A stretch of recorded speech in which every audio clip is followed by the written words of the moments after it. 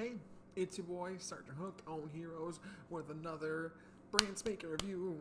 This time for Avataro Sentai Donbrothers, episode 46. I love this Momotaro coat. Oh my god, it's so comfortable. Um, this is another amazing episode. Review's over. That's what I'm gonna say. I'm done. This show has really shown me kind of what Sentai can do when it goes kind of off script, if you will, when it tries to kind of do its own thing without trying to fall into the same tropes that many seasons fall into.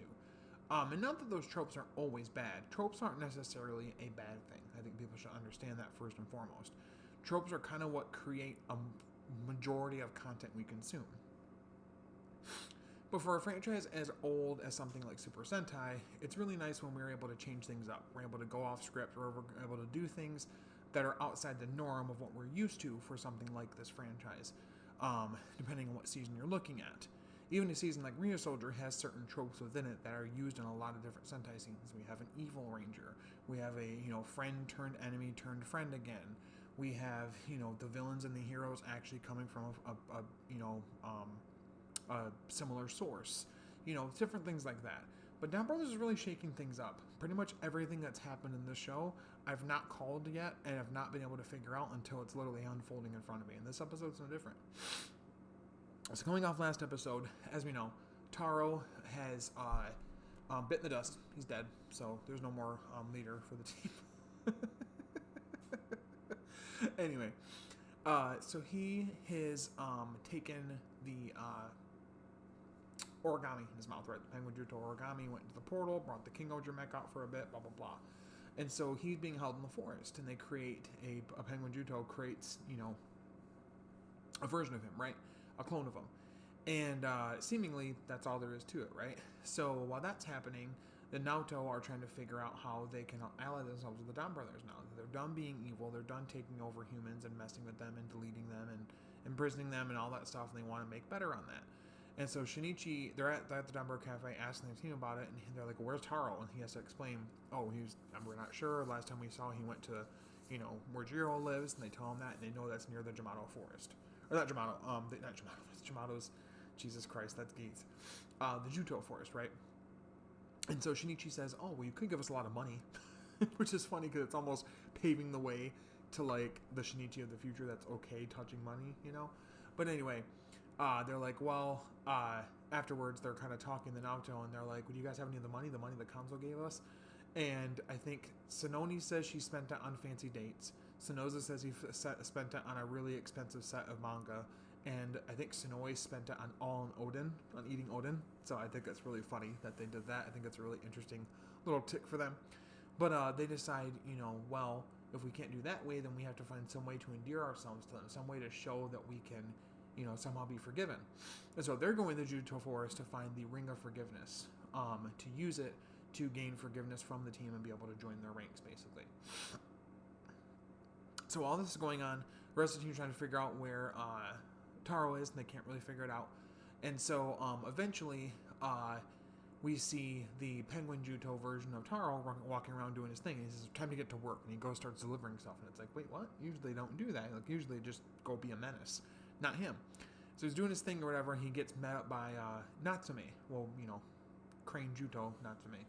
And she tells him that, oh, I see you're a Juto too. And he's like, yes, blah, blah, blah. And she's like, okay, well, we're supposed to do such, this, this, and this. And he's not really listening to her. And he's like, it's just acting kind of odd, and she doesn't really understand. While this is happening, we get more Jiro. Jiro finally gets told by Terasaki that everybody's right. That Tsubasa, who confronts him also before this to tell him, your girlfriend's not real. Your friends aren't real. And he's like, no, they are. You guys keep saying that, but they're totally real. And Tsubasa literally says out loud, like, what's wrong with you? He said that to, like, every member of the team. I love that Inu brother, out of everybody, is the one voice of reason / sanity on the entire team. God damn it, this show. So he says that to him, and it kind of pisses Jiro off a little bit. And so he tries to introduce him to her, and there's nobody there. So he's like, hi, nice to meet you. Just playing along with it because he has no idea what the hell is going on. And so,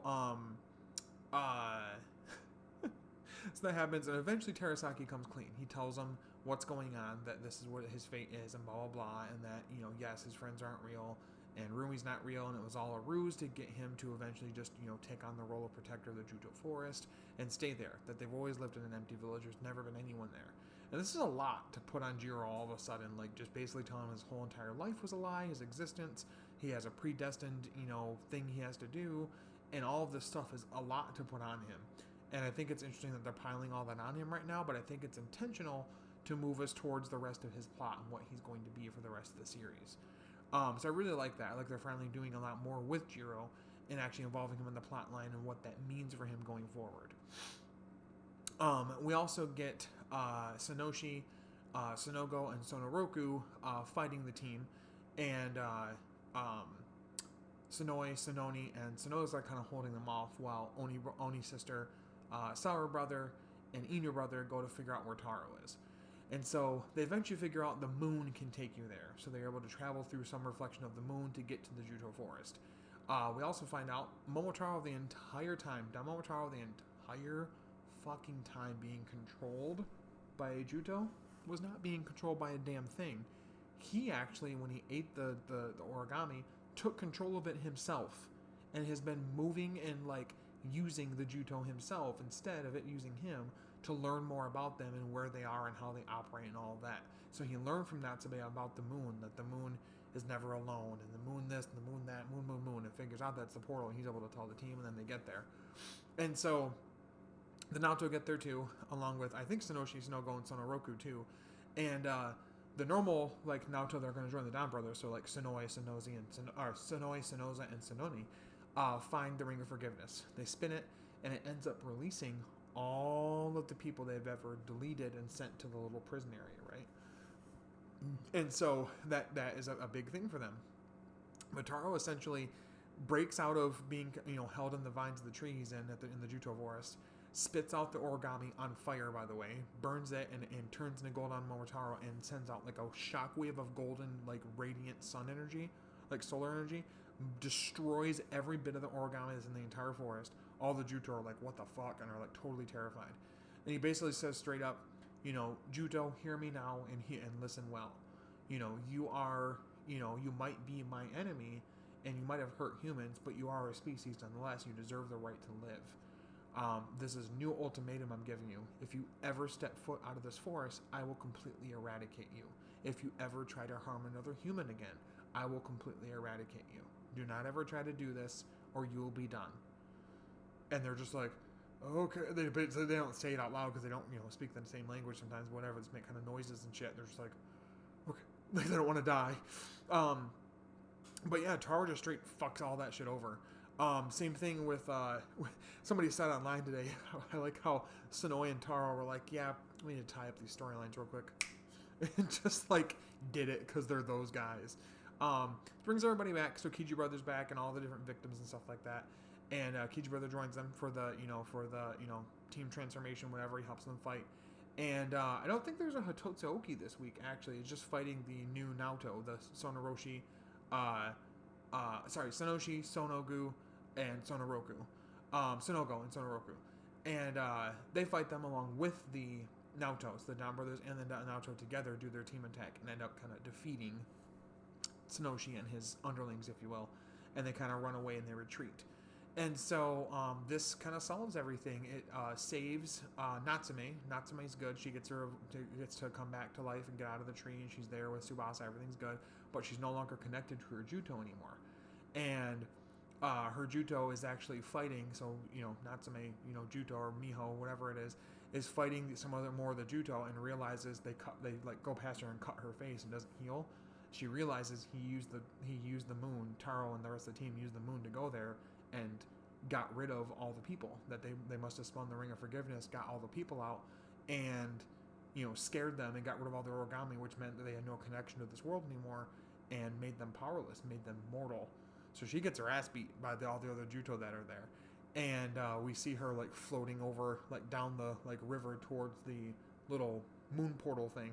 And also before that, when it shows Natsume and Tsubasa finally reuniting, we see her poster kind of unglue itself from the tree and float away as well.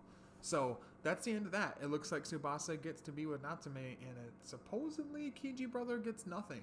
Next week's episode does show him looking like he's trying to kiss a penguin Juto. I wonder if that's a fantasy or real. I don't know.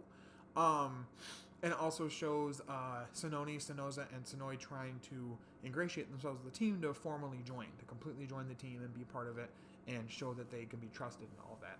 And also Sonoshi, Sonogo, and Sonoroku being assholes, and 2 Hitotsuyokis, actually, which is kind of interesting. But overall, this is a fantastic episode. I like how quickly things were, like, kind of just, like, done. And I like that Momotaro was just like, yeah, fuck this shit. No, Juto, listen up. I will fucking end you if you ever go to the human world. You hear me? You mess with humans, or you just in general be dicks, I'm going to kill you. Please stay away. You deserve to live, but you'll be staying in this forest forever, and that's my ultimatum. That is final.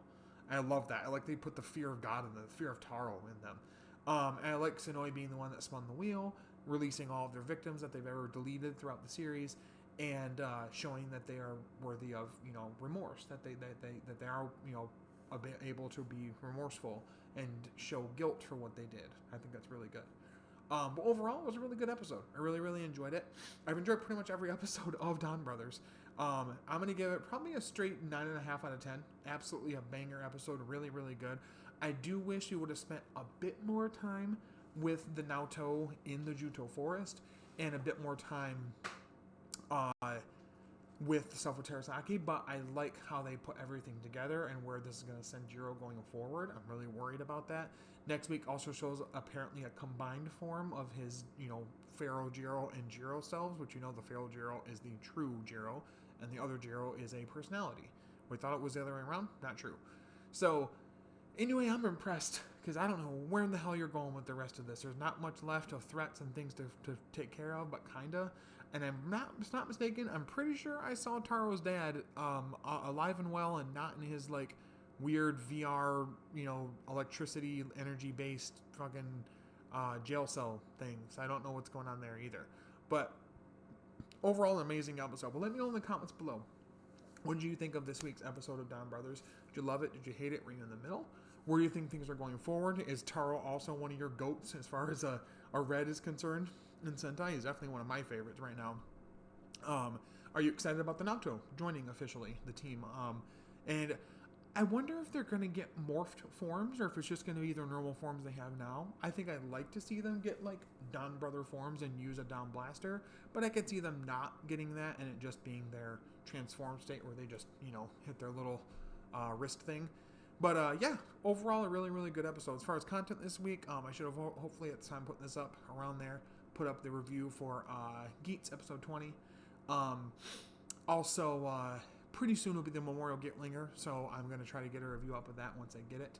And then this week on the Henshins and Homies podcast, which you can subscribe to below. Any of you guys subscribe to me, all 400 and more of you, please subscribe to us on the YouTube channel as well, where we go live every Friday, 7:45, 8 p.m. Eastern Standard Time.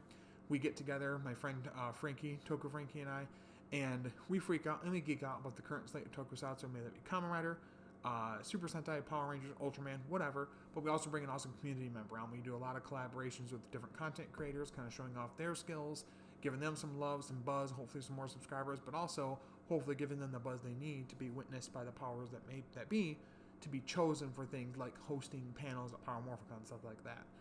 This week's episode, if you want to watch us live or as a podcast, audio-wise, if there's anywhere you can get a podcast, we'll be having Este Don Fuego on, so that'll be excited having him on.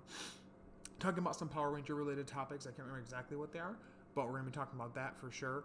But yeah, so definitely subscribe there, subscribe here. I really appreciate you guys. Thank you so much for boosting us past 400 subscribers. It means a lot to me. It really is an honor to be able to make this content for you guys and get all these thoughts out of my head and have some laughs and some goofs along the way. Definitely trying to kind of change up the content coming up pretty soon. I want to do some more like reviews of other different shows that I watch and things like that. I might do some stuff with Last of Us. I haven't really decided yet. I'm loving it so far. But definitely want to do some more like Marvel related content, some more Digimon related content, Star Wars, things of that nature. But again, thank you guys so much for watching, subscribing, commenting, liking, all that good stuff, sharing.